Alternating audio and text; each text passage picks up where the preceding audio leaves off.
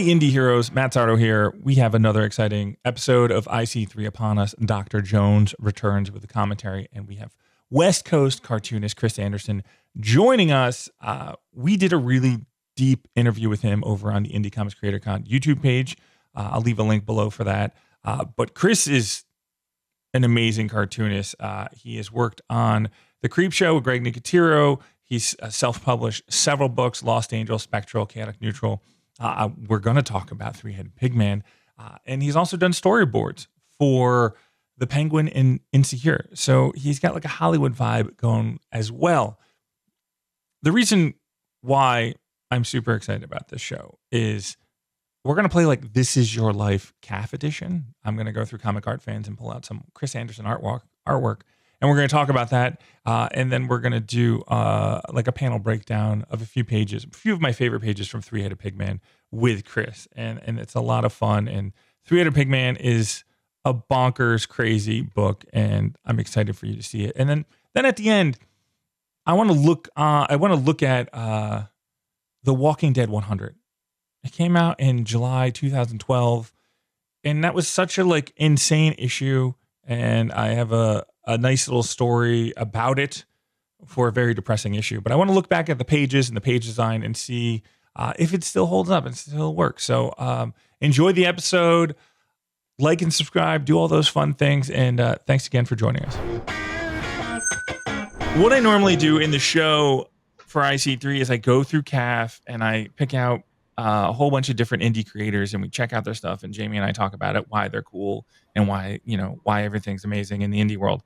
But I have Chris Anderson here today, and I just hopped on CAF, and I was like, here is some amazing stuff that I need to talk about. One, your mystery sketch that you put through, this Kitty Pryde.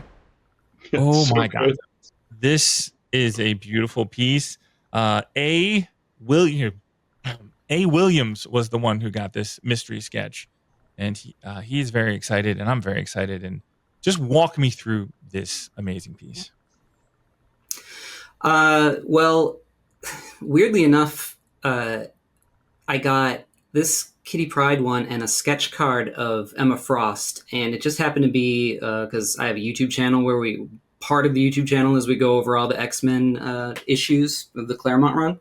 And we just happened, right when I got the assignment, to get to the issue where both of them make their first appearance.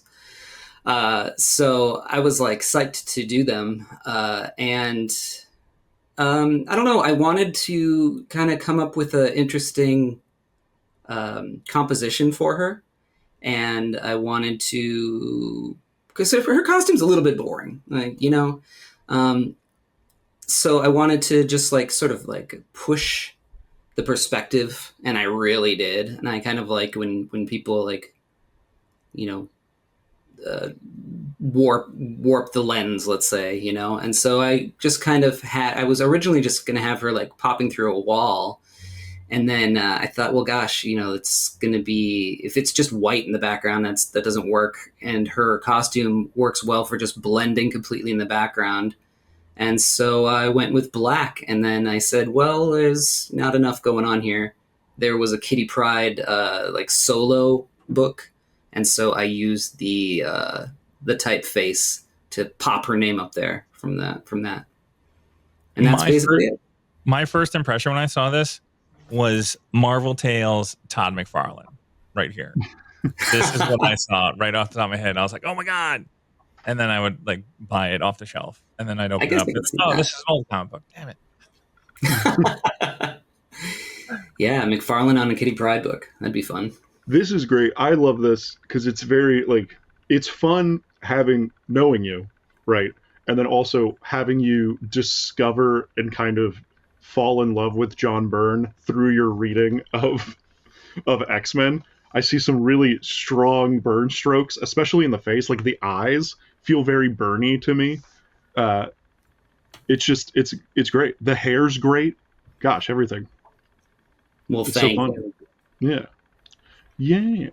And just so everybody knows, the podcast is Chris Claremont's X-Men Comics Club, CCXCC, because I have more images from that because when I was going down the rabbit hole, Yeah, we're you gonna got to leave it go up to to my you. YouTube channel, which is Chris Anderson Comics. But yeah, it's on Then, there.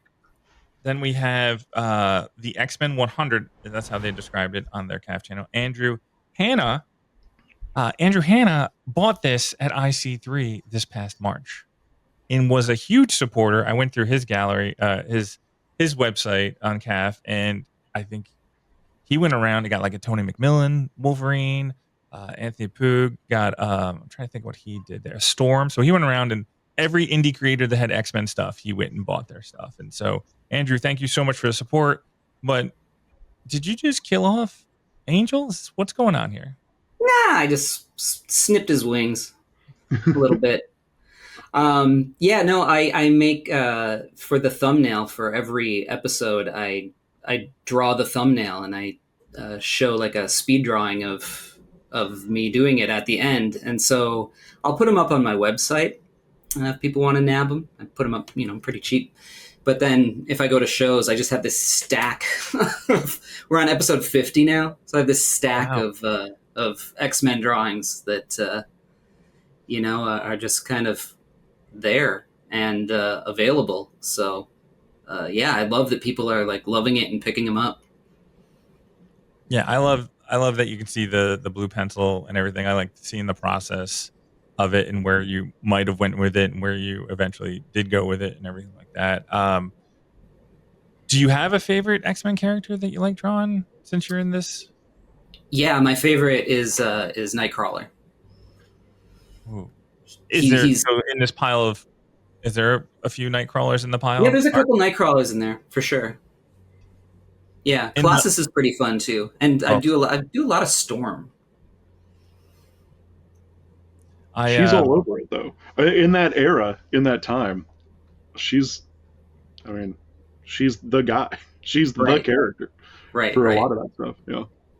In the final piece that I found on CAF that jumped out at me was the Wolverine. Matt Kennedy is the owner, and this is just a fun piece right here. Yep. Are we in the Savage Land? They went to the Savage Land. Yep. This is right as they're going on their mega journey. After this, they'll go to Japan, and after that, they go to Canada, and then finally, I think, back home. But yeah, they're in Savage Land, and there was a scene where he talks to what's the cat's name? Can't remember. Kazar? No, yeah. Zabu. Okay. Kazar is the guy. Zabu is the tiger. They're like trying to they're still trying to figure Wolverine out at this point, and there was like a thing where like he could like talk to animals. I'm like, I don't think that ever comes up again, so yeah, he was able to just like whisper something to the cat, and the cat ran off like Lassie to go get help, So I was like, all right, let's do that. Sometimes I do like literal images, and sometimes I do just completely ridiculous ones. I do love the pterodactyls because they like one is like that's a pterodactyl, 2 that's kind of a pterodactyl, and then 3 you're like it's a blob. Well, the thing is I'm doing a regular series book, so I've got to crank out like a page or 2 a day of a book, the best that I can do. These I've basically only got like 35 minutes to draw them, so it's just like go.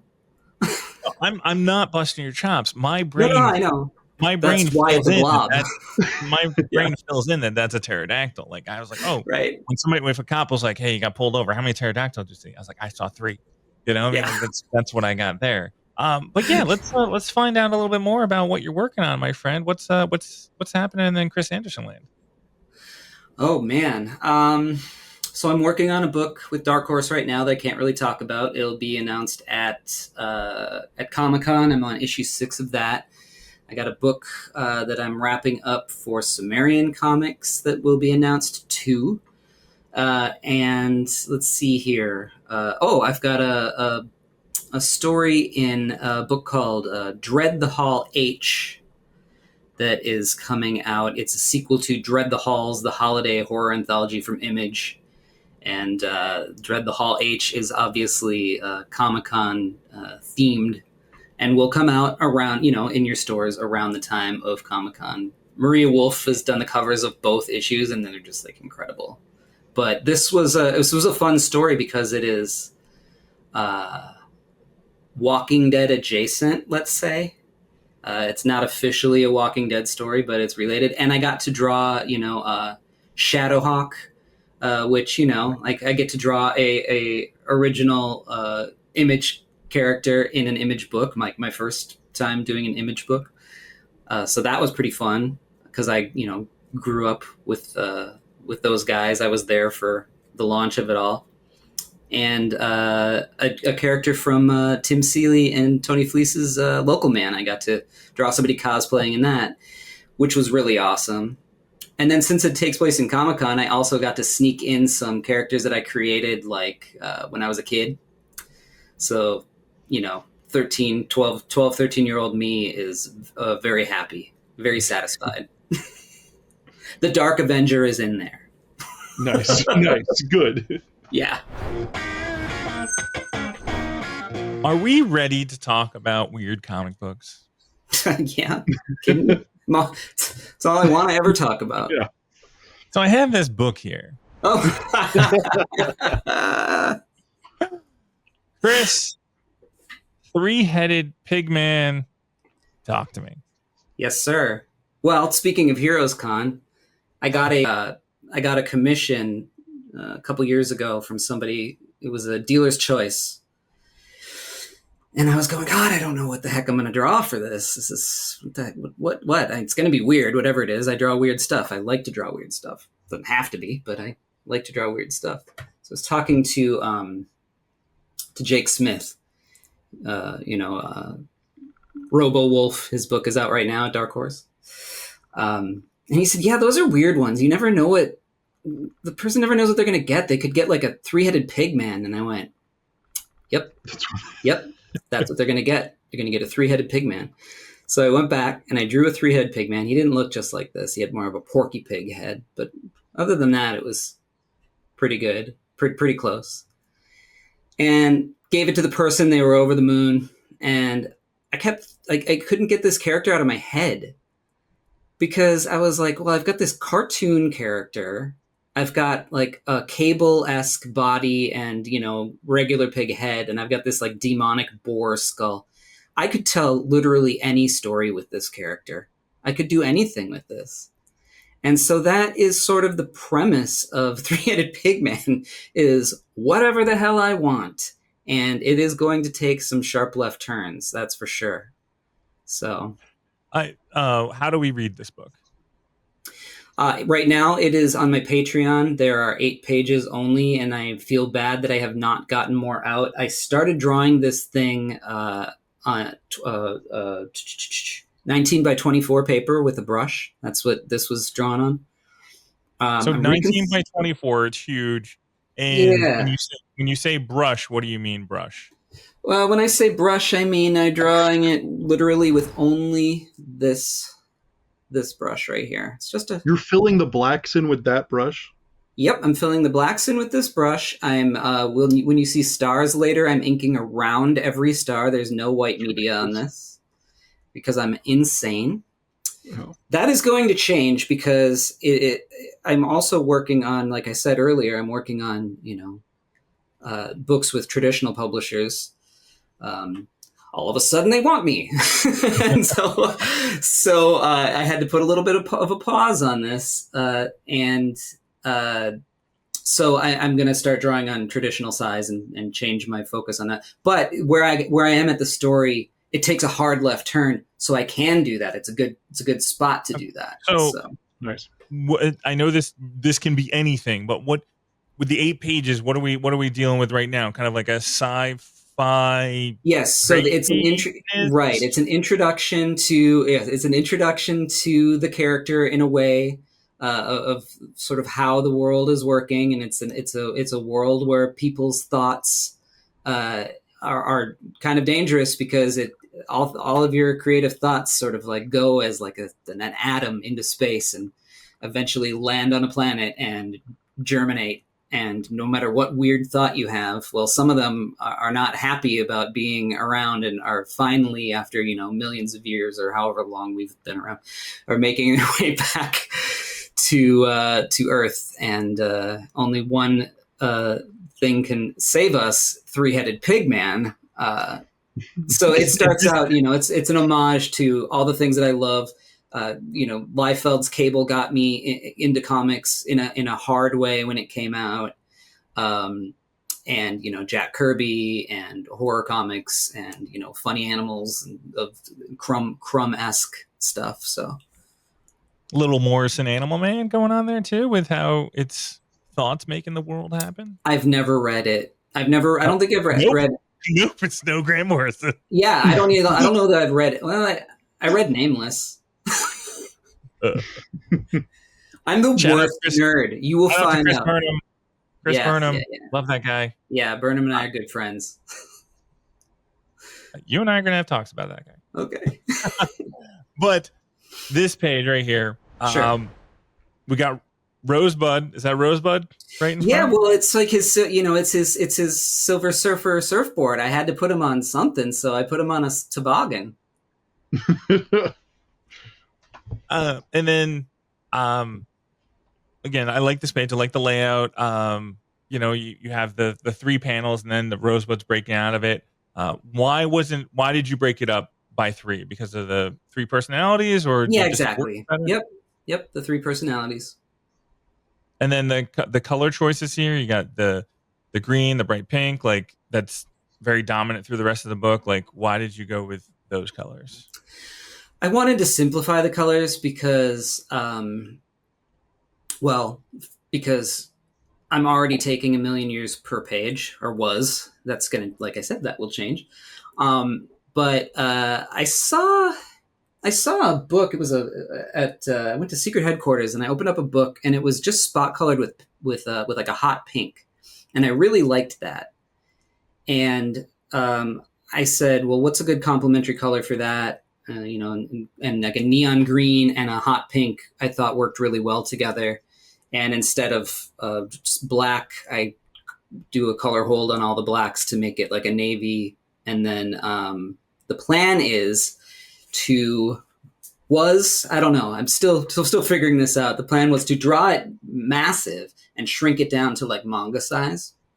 Okay. To really tighten up all the details, because printing is so good now that you're not really going to lose a lot of the details. That also may change, but and then print it on like a cream paper, and as you can see, I think that the colors work really well. And then I use these screen tones that are Letraset screen tones. They're not on the paper themselves; those are digital. To get some variation of shading. And so I just pop them on there digitally and cut around them and then do a color hold on them. So you can see like on the metal and as things fade on there, like in the faces, it's like a textured screen tone that I put on there and cut around and did a color hold on. Yeah, no, I mean, just looking at the page, like the foot on my left, very Kirby-esque coloring. And then you have like modern coloring with the fade of the pig and going on there. So are we trying to have 3 different art styles within the pig itself? No, it's no. Not necessarily. I mean, just the character itself lends to that a little bit. But no, I just basically wanted to have a Kirby Liefeld-esque robot leg and a regular leg and with jeans and every man, because he will start off as a man. Spoiler alert. Actually, I go all the way back to it kind of goes through a little bit of it's not in your face, but those paying attention, there will be a little bit of a history of comics, because it will start out in like the 1920s or 30s with a circus strongman in the beginning. If you go to that last page, you have that kind of... Yeah. That's sort of like almost a false cover, like, how you would get like covers in the 80s and 90s that like had nothing to do with what was inside because they just had to kick something out to and so it's a little bit like that. He will never actually be in, well, I'm not going to say never, but you'll never actually see him in the circus, but the circus is featured heavily. So how big is this? The same size, or is this like? Yeah. That's like no, it's actually that's double page spread. So that's 36 or 38. Giant. Yeah, it's giant. Yeah, I don't have that here right now. That was at a show for Permanent Damage here in Los Angeles. They had an art show there, and I put that up. And so how did? Insane. I don't know if how did you do the moon? Like with a brush, with the texture of the moon. It's just all. That is a screen tone. That is a screen tone. Yeah. And but all those stars are inked around. Yeah, it's ridiculous. Yeah, there's no white media on here. That is. And the Earth is, inked too. It's not like I looked at a picture of the Earth and drew it. But you see, I got that chapter 1 there, like a Kirby book would start. He's always got the second page is always a double page spread. So I've got that comics language going on. And this is like a creature that I draw differently every time because it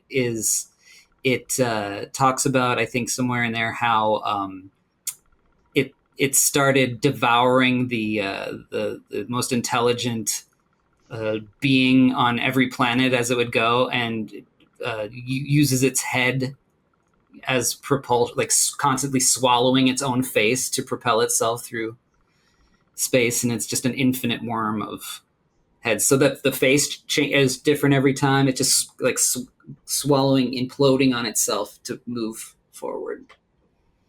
That's bonkers. I was trying. It would definitely take my time looking at the different heads to see if I could like figure out like what it was, because I kind of see like a fly eyeball back there, and it looks like there could be a horse kind of thing going on in there, but then there's like a maybe fish reptile. But yeah, no, this is a crazy page to just like stare at and look at all the different details of it.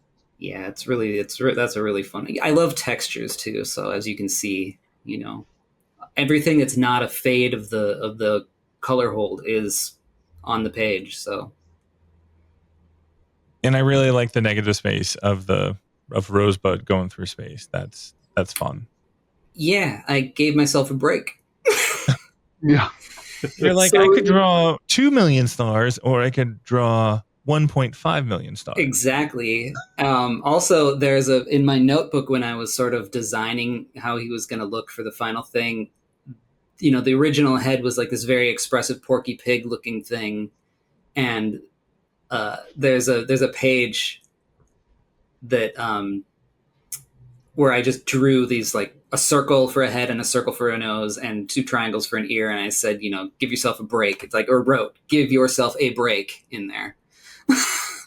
Yeah, because I knew everything else was going to be, insane. Did you like thumbnail this out like smaller, or did you just jump into it? How did you like work with this? This, I don't know. I may have just jumped into it. I have very severe ADHD, so sometimes I can plan things out well, and then sometimes I just have to like dive in and hope that I don't land in the rocks below. I can gaze at this page forever, but this page right here, when you go full Looney Tunes, I was very excited about. Yeah. Can you walk us through like what you were thinking about with the panel layout, and then closing out with like again the negative space of the last panel? Yeah, I mean, I'm a big guy for trying to lead the eye, and I'm not a huge panel, like my panels don't get crazy. I don't usually break the panel, but I feel like the top one called for it, as he's sort of zooming through space. I wanted to try to do something different than just regular speed lines, and so I drew the stars in that second panel like like shooting stars, like as if they're zooming past him, and I think it worked pretty well. There's a couple of things that I experimented with. There's another page somewhere here where it's behind him and closing in, and I it's blurred, and I have a split. I don't know if you have that page up here, but I have a split brush that actually made it look like it's off center, but it's not. Yeah. It's actually drawn that way. So, there's a couple things. You can see that inside of his gun, there's this like guppy. Right. And the idea is that the guppy is in plucked from the sea of time and space, and this gun shoots, like wormholes or something, And so the next panel down, he's kind of shooting it at him as it's zigzagging, dodging them. And then he swings, and that leads you to the next page where he's going towards the heart of the sun, putting a period on it, and then an exclamation point at the end with the open panel of him saying, well, basically that's all, folks. Yeah, I like this page a lot. It's a lot of fun. It's got like different elements to it. Again, you were self-painting all the stars, and then like you go, because it's instead of speed lines, I know you're going fast, but I don't feel like you're going as fast with the stars here. Like it's a different, for me reading it, it's a different level of speed because there's light speed in Star Wars. Right. This is definitely that not would light go speed. all the way across, right? Yeah. So like this is not light speed in my head, in my nerd brain, trying to figure out how fast Three-Headed Pigman is going on Rosebud, but he's definitely going fast. So I like that we established a different speed limit or speed level in comics. You experiment, you try things that you haven't seen before. That's the way. That's just like Power Pulp. It's the way you do things. You try it. But I really like that gun. I really want it now. I'm trying to figure out if I can have somebody like 3D print a gun that I could put a goldfish bowl in. Yeah, you could put like a beta in there. Yeah, and I'm like, oh man, this would be a really cool. It kind of reminds me of like a Men in Black type of gun. That's like not a bad idea. Kind of crazy. It's a great idea. Yeah, merchandising. Yeah. Well, the plan is for this to be my, more successful than Ninja Turtles. So there's definitely merchandising opportunities. I need to buy a tank, guys. So yes. help me out. Okay, so there's 8 pages of Three-Headed Pigman on your Patreon, and there's hopefully more coming soon. And how many pages till we get this thing printed? It was going to be about 75, but I think that I'm going to go to a 24-page standard now, and then just collect it as it goes on. It's changing now. We got to be fluid in the indie comics industry. I mean, yeah, we can do that. You're flexible. We can just exactly bounce around from here and there. Okay, so this was another question I was going to ask you, Chris. What is your title? Like, I call Jamie Jones a cartoonist. Are you a cartoonist? Yeah, I'm a cartoonist. Or do you call yourself something else? No, I call myself a cartoonist because that's writer-artist is too stupid of a thing to say. But then you do storyboard. Thanks for giving him an answer that I would give him. Thanks, Chris, for defending me. I also don't like to say indie comics, but there's no other real word because indie comics can be Hellboy and indie comics can be like really just like somebody who just has never read a comic before and wants to make a buck. Yep. Okay, we are not letting Jamie get on the soapbox, so let's not talk about the meaning of Chris indie is comics. on my side on this one. We have had many conversations about this. Car rides. I have driven for 5 hours, and 2 of them I was on the phone with Chris. The Walking Dead has a very special place in my heart. It was a mainstay at my store in Chicago, and at times it was the best-selling book at my store. And then the series happened, and we had a Walking Dead commercial before The Walking Dead that aired in Chicago. So there's a lot of moments that were really special because of The Walking Dead. And then I started reading the series, and I really appreciated what Robert Kirkman was doing storytelling wise, doing different genres within the zombie genre. And then Walking Dead 100 happened. And my brain was mushed and saddened. And it's hilarious because it came out in July 2012. And I had just gotten off the plane. I took a early flight to San Diego Comic-Con. I got off the plane. I went to a little cafe and I saw the email that Image had sent a copy of Walking Dead 100 to me to read, a digital copy. And I sat down in a nice little cafe. San Diego's perfect San Diego weather, so it was probably maybe 65, 67. I think I was flip-flopping at the time. And I sat down very excited to read this book. And I'm like, oh my God, this is going to be great. I'm going to read it. Then I'm going to meet Kirkman and Charlie Adler. And it's going to be a great time in San Diego. And I read it. And I'm so emotionally crushed. I couldn't believe what had happened in it and how it happened. And I was just sitting there in my cafe. I had a full week of San Diego Comic-Con ahead of me, and I was downright just depressed. I was so depressed. And then it was preview night, and I walked up to Charlie at his booth, and I got his version of the 100 cover, and he signed it me. So to Matt, Charlie, and I was like, hey, thanks for crushing all my hopes and dreams. And he laughed, and it was a good moment. But I was just like, man, this thing is rough.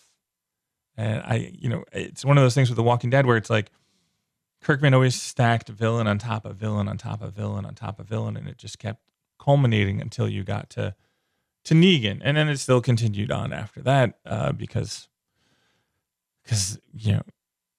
Robert loves torturing readers. But I wanted to see if The Walking Dead 100 held up because, again, it was such an emotional impact that it had on me that I was like, let me look at the seminal issues of indie books and see where they stand and how they stack up and what they did to me. Because now that I have, 13 years later of appreciation of comics and looking at comics and talking with creators about how they're building stuff, let's just look at a page or two and see where it was that this really got me emotionally invested. And, Robert Kirkman was the writer, Charlie Adler was the penciler and inker, and Cliff Rathburn did the gray tones, and Russ Wooten lettered the issue.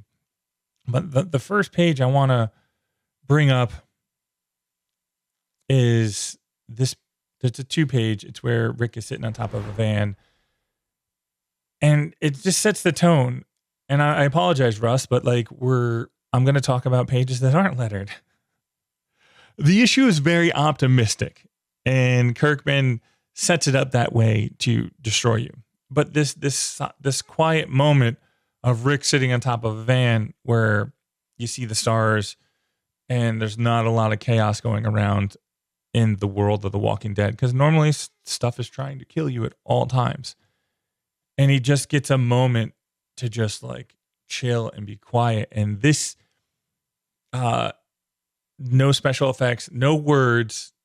Your brain starts reading the book differently. You start engaging it.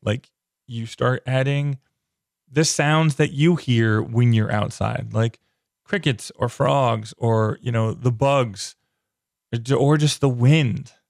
And so you have this quiet page, and then, Rick gets taken, gets captured, and there's this double page splash that the top is just movements. You have the foot walking down the stairs. You have the knife with blood on it. You have the crowbar coming out of a truck. You have some more you have some more people walking. You have the axe getting out of the truck. And then you have the chainsaw and then more feet. And then you have a hammer. And then you have this big reveal of a whole bunch of dudes with weapons. This page right here is what gets me now. Because we already talked about the previous page where you start adding in the sounds of nature because it's all quiet and he's outside and there's nothing trying to kill you. But now you have 100 men with weapons that want to kill you. So I can hear the feet coming off the truck. My love of movies, I have a Rolodex of sounds in my head of special effects. And you have like this knife with blood on it. And I can almost hear it like scraping across the truck. And then the crowbar. The crowbar doesn't come out cleanly. It tinks off the truck. Then you have the feet. You can just hear it. And then you can hear the breath of the men and the talking. And then, the knife, the axe as well. It's probably got like a little gleam off of it. And then the chainsaw. Everybody knows what a chainsaw is. And if you've ever gone to Halloween Horror Nights, you definitely know what a chainsaw is. And then you have more feet, and then you have the hammers and the men, the multiple men. And so you hear like all of this going on in the world. And there's no special effects on this. And you can hear all of it. My brain like really, really engages with this page. And it turns on, and I'm super honed in because I'm starting to add all these different things to the pages that Charlie has put in there. And it just my brain starts going on overdrive of like senses. I can hear the men. I can hear the weapons. I can hear I start adding the gasp from like Glenn and everybody else in the crew that is going to eventually meet Negan. And this is the page right before you meet Negan. So it's bonkers. It's such a huge build-up page for me. And I'm sure I just, at the time, just had it open on my computer and was just like, what is going on? Like, what is going on? So this page right here is insane because I'm so sucked into the book after reading this page and probably slowly reading the page where I'm like, what is going on? What is the reveal? And then you get the reveal and you know what happens to Glenn. And you're just like emotionally crushed. And I'm so glad that like I read this before I had my kids because I would have probably been like, I was really crushed, like almost like a tear in the eye, but like I would have been bawling after this. And there's one more page that I'd love to show you. It's after all the dirty deeds happen and Negan is walking away and you see Rick in the foreground and then then there's Negan and then there's the horde of men behind him. And Negan is framed by the word balloons and it's just your camera level is really low and you're like looking up at Negan and walking away. And Jamie Jones pointed this out that the whole time that this is happening, it's at night and the sun is rising. And you really don't get that with things. It's usually heroes walking away or villains walking away into the sunset. And here you have Negan walking away with the sun rising, which means like brand new day. And this was a brand new day in the Walking Dead universe. The status quo was changed forever after this. And it set up like insane storytelling for the next, 25. I can't even remember how long the war with Negan went. But it's just some really cool storytelling. And I'm going to look for more indie comic books that were big, huge issues that had insane storytelling and like really engage my brain, engage my heart, full emotional. So if you have like a few comic books, like indie comic books that like changed you or really made you feel the moment, comment below. Let me know what I should be reading, what I should check out, what panels I should start, looking at. And thanks again for joining us for IC3. I love making these. I really enjoy engaging with you guys. And I will talk to you later.